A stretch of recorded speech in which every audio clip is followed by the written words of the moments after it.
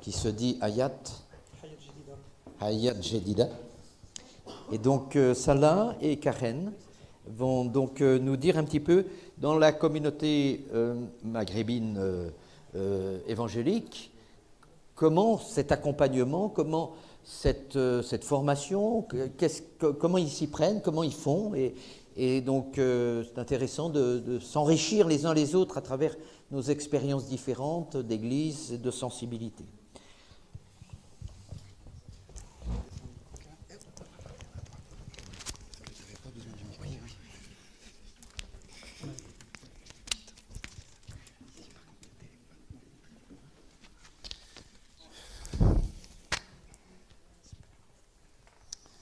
Voilà, comme vous l'aurez compris, le sujet est très complexe, l'accueil et l'accompagnement des chrétiens qui sortent de l'islam. Pour moi, en tout cas, au fil des années, presque 30 ans, je me rends compte que c'est une situation très complexe d'accompagner quelqu'un qui sort de l'islam et de pouvoir l'accompagner dans sa foi. Et je peux dire que vraiment l'apôtre Paul, on pourrait dire que l'accompagnement se résume vraiment avec un verset biblique qui est extrêmement important. On le trouve dans Galates chapitre 4 et verset 19, où l'apôtre Paul, écoutez bien, il dit « Mes enfants, pour qui j'endure une fois encore les douleurs de l'enfantement, jusqu'à ce que Christ soit formé en vous. » Voilà ce qui résume l'accompagnement. C'est toute une douleur, c'est tout un processus qui demande beaucoup de temps, dans des situations et des contextes très complexes. Et on se rend compte que voilà, il y a toutes sortes de barrières qui se dressent devant nous pour pouvoir accompagner un chrétien qui sort de l'islam. Il faut savoir que quand même, le chrétien qui sort de l'islam, il n'a pas un arrière-plan judéo-chrétien. Hein, et il ne faut quand même pas l'oublier. J'entends souvent, on me dit, mais c'est valable pour tout le monde. Certes, c'est vrai, mais je peux vous dire, c'est encore plus particulier, c'est encore plus difficile pour un chrétien qui sort de l'islam de pouvoir l'accompagner dans sa marche et dans sa vie chrétienne. Donc, comme c'est tout un cheminement, il faut d'abord, au fil des années, on se désillusionne très rapidement. Hein, il n'y a pas de baguette magique, il n'y a pas de méthode, il n'y a pas de stratégie. Ça ne veut pas dire que tout ce que nous essayons de faire ou tout ce que les chrétiens essayent de faire de toute tendance, ça ne veut pas dire que ce n'est pas inutile, mais voilà, pour voir les fruits derrière, parfois on se rend compte que peut-être il faut se remettre en cause sur nos manières de faire, nos méthodes, notre approche. Et une chose qui est importante, il faut comprendre que ce que je regrette au fil des années surtout, c'est qu'on oublie que le chrétien, parce qu'on parle du chrétien hein, qui sort de l'islam, on oublie que c'est un individu avant tout d'abord. Ouais. C'est pas un objet, c'est pas quelque chose qu'on doit façonner et que voilà, ah oui, moi je suis là pour te façonner. C'est avant tout un individu qui est dans un contexte social, qui a des soucis comme tout le monde, qui, je dirais même souvent, qui vit dans la précarité parce que voilà, il n'y a pas une formation professionnelle, il a des soucis de facture et il est malade comme tout le monde. Hein, c'est pas un extraterrestre. Hein. Je veux dire, c'est un humain. C'est un humain, en fait. Moi, j'avais un ami qui me disait que souvent, il avait quelqu'un qui venait faire des études chez lui et il regrettait qu'à aucun moment, il lui disait « Comment vas-tu » Il passait le voir juste pour faire des études bibliques. Et à un moment donné, il en a eu marre. Il a dit « J'ai plus envie que tu viennes. » Parce qu'à aucun moment, il lui a demandé s'il allait bien. « Est-ce que tu vas bien ? Comment vas-tu ? Qu'est-ce que tu fais en ce moment ? Qu'est-ce que tu deviens ?» Je veux dire, ça c'est, dans l'accompagnement, c'est quelque chose d'important, ça. Que c'est dans l'amitié, c'est dans la relation, c'est dans l'exemple surtout. Regardez Paul, il dit « Je souffre les douleurs de l'enfantement ». C'est-à-dire que Paul, il prend en compte les personnes de qui il s'occupe. Je veux dire, il les prend dans ses tripes, comme une mère porte l'enfant en elle, quoi. Et ça, je crois que ça aura beaucoup plus d'effet que beaucoup de pédagogie ou de, comme vous dites, catéchumène, là, je ne sais pas comment on dit l'expression, mais voilà, quoi. C'est ça qui est je me souviens, il y a quelques années en arrière, j'avais un frère qui venait me voir pendant 8 mois, j'ai fait une dépression. Eh oui, mes amis, un chrétien d'arrière-plan musulman, il fait des dépressions aussi. Ça arrive. Ça arrive qu'il fasse des dépressions, on n'oublie pas. Et ben, j'ai apprécié qu'il venait me voir une fois par semaine et il venait pas pour m'enseigner la Bible. Il était là, il buvait simplement un café avec moi. Il me disait, comment vas-tu? Vous savez, quand on est dépressif, on ne parle pas beaucoup, hein, on baisse la tête et on reste silencieux. Et ben, il était là, il mettait sa main sur son épaule, je pleurais, il pleurait des fois avec moi. Et ben, pendant 6 mois, il est venu me voir une fois par semaine. Et ben, c'est quelque chose que je n'oublierai jamais de ma vie, ça. Voilà l'accompagnement qu'il a fait pour moi. Alors voilà, je voulais vous encourager par rapport à ça. Très brièvement, je voudrais vous parler simplement, parce qu'après je vais laisser Karen parler, quelques barrières qu'on rencontre qui sont très récurrentes en fait. C'est d'abord la barrière sociale dans laquelle se trouve le chrétien d'arrière-plan musulman. La plupart, pour schématiser, hein, parce que c'est trop complexe, hein, mais voilà, il a un contexte social où il ne faut pas oublier aussi son histoire familiale, le lieu de son éducation. Souvent, ils vivent en communauté dans les quartiers, il faut le dire. Souvent, ils sont dans la précarité, dans la pauvreté. Du coup, eh ben, ça a de l'impact hein, sur la personne. Même s'il est chrétien, hein, il est comme tout le monde. Hein. Donc, il y a cette barrière-là. Il faut avoir de l'empathie. Il faut chercher à se mettre à sa place. Parce que c'est vrai, hein, quand on a excusez-moi, je ne vais pas vous choquer, mais quand on a une belle voiture, une belle maison, et qu'après on se retrouve avec quelqu'un dans une situation comme ça, c'est pas évident. Hein. C'est pas évident de ressentir ce qu'il ressent. Et pourtant, eh ben, si on veut l'aider, il faut apprendre à ressentir ce qu'il ressent. Déjà, se mettre à sa portée, comme Jésus s'est mis à notre portée. Donc ça, je pense que c'est une des barrières qui n'est pas évidente, c'est de comprendre le contexte social dans lequel il évolue et familial. Le deuxième contexte, qui n'est pas des moindres, et je me rends compte ça au fil des années, c'est vraiment pas des moindres, c'est la culture. Le problème de la culture, la barrière de langue, sa façon de voir le monde, son attitude, sa façon de manger, sa façon de s'habiller, sa façon de raisonner. Et donc ça, je pense que pour ceux qui veulent accompagner les chrétiens qui viennent de ce milieu-là, il faut essayer d'apprendre à connaître leur culture, à comprendre leur culture et se mettre à la portée de leur culture. Et c'est pas évident et c'est encore plus difficile pour une femme, une chrétienne venant de ce milieu. Parce qu'étant sous la coupelle des hommes, donc elle est inaccessible quelque part. Alors c'est encore beaucoup plus complexe quand une chrétienne qui se trouve dans un quartier que son mari n'est pas chrétien et qui se trouve dans un quartier où il y a une communauté musulmane, c'est très difficile.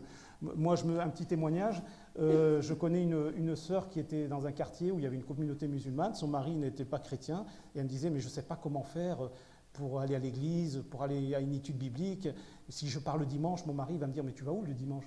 Il est quand même pas stupide, le gars. Dimanche matin, tu vas à la messe, tu vas au culte, il va tout de suite comprendre. Donc, elle ne savait pas comment faire. Et bien, avec un pasteur, on s'est débrouillé pour que la semaine, pendant qu'elle va faire ses courses, parce que son mari sait que tous les jeudis, elle va faire ses courses, et ben, pendant son chemin, avant d'aller faire ses courses au magasin, et ben, on programmait un petit temps avec cette chrétienne. On avait ouvert l'église, on faisait une étude biblique rapidement, on priait, parce qu'elle est chronométrée hein, quand elle fait les courses. Hein. Si le mari voit qu'elle met trop de temps, il va lui dire, mais tu étais où là? Il t'a fallu 2 heures pour aller faire les courses? Et oui, ça c'est la réalité, hein, c'est qu'un des exemples. Et donc voilà, la barrière sociale, la barrière culturelle. Et ces dernières années, je me rends compte, ça fait à peu près 10 ans à peu près, parce que moi je travaille dans les quartiers, venant de ce milieu, de cet arrière-plan, et travaillant dans les quartiers sensibles, je me rends compte depuis 10 ans, il y a une montée en puissance de la radicalisation de l'islam. Une pression phénoménale. Moi j'ai plein d'amis, c'était des fêtards, des alcooliques, ils ont tous la barbe maintenant. En 10 ans, c'est incroyable, hein. Je connais plein de filles, de copines avec qui j'avais grandi, des sœurs de copains et tout ça, elles ont tous le voile intégral. Il y a une montée de radicalisation en plus. Alors, on peut l'expliquer, hein, Internet et tout ça, les gens ont accès à plus de choses, etc. Mais en tout cas, ça c'est une réalité. Et d'autant que de plus en plus, les mosquées, c'est une politique française ça aussi, hein, ils ne veulent pas qu'elles s'installent dans les villes, dans les centres-villes, mais plutôt dans les quartiers. Donc, ayant une mosquée dans le quartier, ça devient encore beaucoup plus difficile. Donc voilà, alors là aussi, je vous laisse imaginer, je conclue hein, parce que c'est très complexe, imaginez-vous un chrétien dans ce milieu-là. Alors je vous laisse ça dans votre conscience, comment accompagner ce chrétien dans ce contexte-là. Voilà, je vous laisse avec ce défi-là, cette interrogation. Je laisse Karen.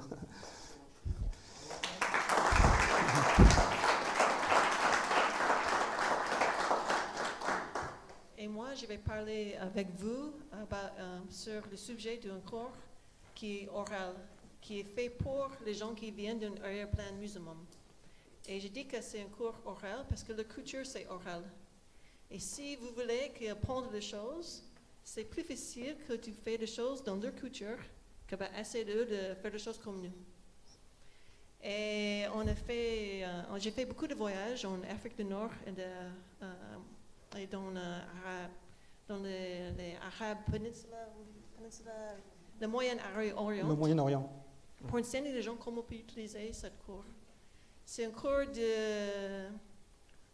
il y a environ 80 leçons.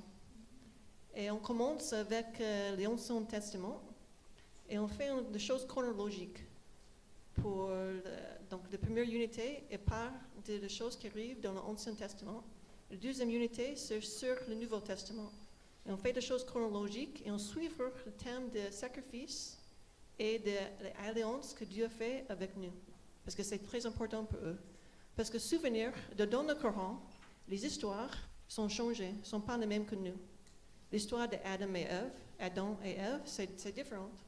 Donc, les gens qui viennent d'un arrière-plan musulman doivent savoir la vraie histoire. Si tu commences avec le Nouveau Testament, il y a beaucoup de choses qu'ils ne comprennent pas. Ils ne comprennent pas pourquoi Jésus doit être sacrifié sur la croix. Mais ça a commencé dans l'Ancien Testament. Et après cela, on touche sur le point qu'on sait qu'il y a la malcompréhension, ou il n'existe pas. Et donc, par exemple, nous avons une unité sur la persécution. On dit que c'est quoi ça? On dit que c'est normal. Ça arrive à Jésus. Pourquoi on pense que ça ne va pas arriver chez nous? Mais on parle aussi de bénédictions qui viennent avec la persécution. On parle du monde occultique. Parce que je ne sais pas si vous savez, il y a beaucoup d'occultisme sur la foi islamique. Et donc, il y a beaucoup de craintes de djinns, de mauvais esprits, de démons. Par exemple, j'étais au Maroc et j'ai une amie qui est une croyante et elle est venue chaque fois pour moi de faire une étude biblique avec elle. Et une fois, elle est venue chez moi, elle était très fatiguée et j'ai dit, pourquoi tu es fatiguée? Et elle m'a dit, tu sais, les djinns, les démons, il a parlé avec moi et ma mère pendant la nuit et il ne me laisse pas dormir. Et j'ai dit, oh là là, il y a un problème là. Mais elle a tellement de peur d'elle, donc je dois commencer avec son position avec Christ. Qu'avec Christ, nous avons plus de pouvoir que les démons. Avant, je peux dire à elle qu'elle peut les chausser. Donc tu dois savoir où ils sont quand tu commences à faire la leçon avec eux. Parce que s'il y a beaucoup de peur des démons, tu ne peux pas commencer avec, tu dois dire, allez. Tu dois commencer avec déborder ton puissance dans le monde spirituel. Et donc, et aussi, c'est très important, quand tu enseignes les musulmans, les ex-musulmans, de ne pas donner eux de réponse. Parce que dans le monde musulman, ils sont enseignés de répéter sans des connaissances. Et si tu donnes à eux de réponse, ils vont répéter sans des connaissances. Et tu vas savoir, bien, regarde, ils donnent la bonne réponse. Mais ils ne savent pas, ils ne comprennent pas pourquoi. Et donc, pour nous, on dit que tu n'es pas, quand tu fais une leçon avec eux, pas donner eux de bonnes réponses. Amener eux de trouver de bonnes réponses eux-mêmes. Comme ça, ils peuvent comprendre pourquoi et quoi, qu'est-ce que quoi. Sinon, ça va répéter. Et aussi, ils peuvent expliquer à les autres pourquoi. Et aussi, quand tu fais des choses d'une manière orale, tu as une discussion avec les gens. Donc, c'est une étude de groupe. Donc, ils vont apprendre des choses ensemble. Mais je pense que la chose qui est le plus important, que si tu ne donnes pas de réponse, parce que moi, quand je donne une réponse, ça va venir de ma culture. Quand je regarde les Bibles. Mais quand tu es avec les Nord-Africains, ils deviennent d'une autre culture. Donc, il va regarder et trouver les différentes choses dans la Bible. Et donc, si je ne donne pas de réponse à eux, je laisse eux faire les choses dans leur culture. Donc c'est automatique, cette cours est dans leur culture.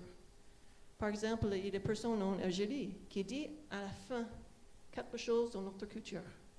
Ce n'est pas à cause que les leçons ils sont dans leur culture, c'est à cause qu'on laisse eux regarder les scriptures au travers de leur culture. Et ça, c'est très important.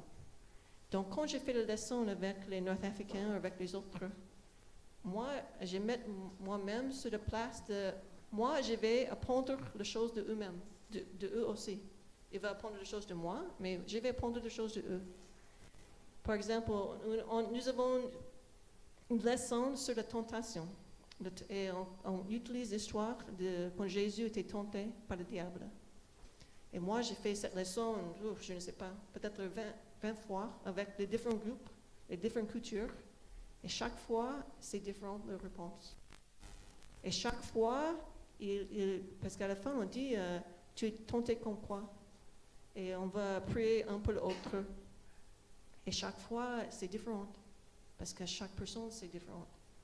Par exemple, en Algérie, il fait cette leçon en Algérie. Et c'était avec un groupe de femmes. Et la femme a dit, tu sais, nous sommes tentés de regarder trop de séries égyptiennes pour les femmes. Ils regardent trop de télévision. Donc, il a décidé comme un groupe. Maintenant, on va arrêter de faire ça. Et on va utiliser ce temps pour prier, pour visiter, pour étudier la Bible. Et la personne qui a fait la leçon avec eux, elle est retournée un mois plus tard et c'est tout à fait changé leur vie. Parce que ce n'est pas moi qui dis tu dois faire ça, c'est eux qui disent moi je dois faire ça. Et ça c'est tout à fait différent que si tu amènes eux à cette conclusion que moi je dois faire ça. Et aussi à cause que c'est oral, je peux faire ça comme ça l'a dit avec cette femme. On ne porte pas la Bible avec nous. On mémorisait, et après on les fait mémoriser le passage. Ou on écoutait, et après on peut écouter le passage. Donc je peux faire ça en leçon maintenant. Ce n'est pas le problème. Je peux faire ça dans le café. Je peux faire ça quand je suis en train de marcher avec quelqu'un dans le groupe. Donc il y a beaucoup d'avantages de ça. Et moi et les autres ont fait de formation pour expliquer aux gens comment on peut utiliser cette forme d'enseignement.